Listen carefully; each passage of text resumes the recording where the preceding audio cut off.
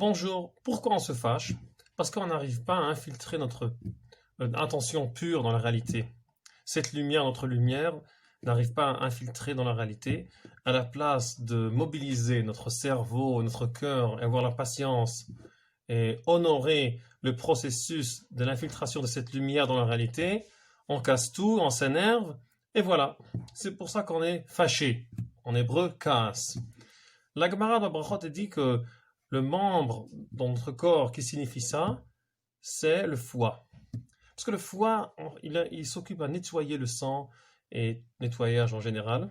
Et quand on nettoie, on a une tendance, beaucoup de fois, de tomber et se fâcher sur la réalité. On doit savoir être dirigé par le cœur et le cerveau, sinon on tombe. En hébreu, le foie, c'est le kaved, c'est lourd. Et Moshe le Kadosh Baruch Hu, il prend le cœur de Paro et il le fait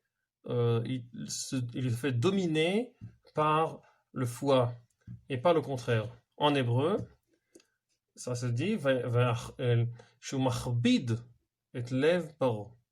Machbid du mot kaved, du mot foie.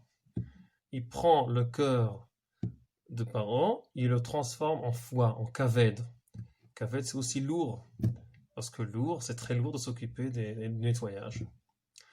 Un autre sens qui signifie ça, c'est qu'on essaie d'infiltrer notre lumière avec notre parole et ça ne marche pas.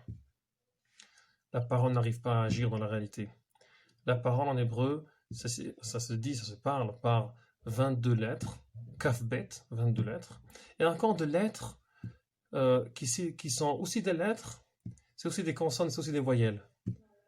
C'est heavy, 4 lettres, aleph, hei, vav, yud, qui sont aussi des lettres, et c'est aussi ce qui fait bouger les lettres. Ensemble, ça fait kafbet, 22, et 4 lettres, kaved. C'est très lourd. Il faut essayer de faire bouger. Il faut faire un lien entre les consonnes et les voyelles, si vous voulez. Et ça, on prend le vav, qui attache les choses, de kaved, ça devient kavod.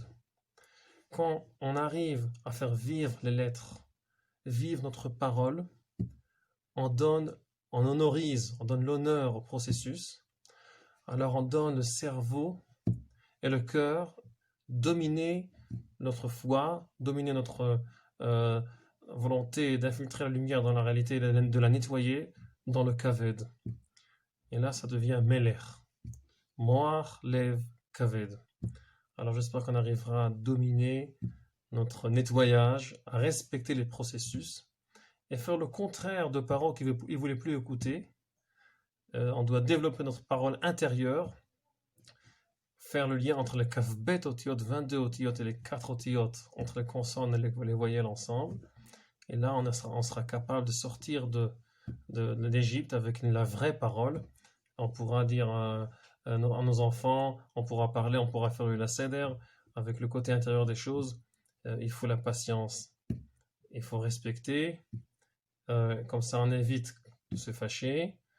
On fera le contraire de Paro, on ne fera pas du cœur un foie, la khbid est à lèvres, mais on fera le contraire. Shabbat shalom.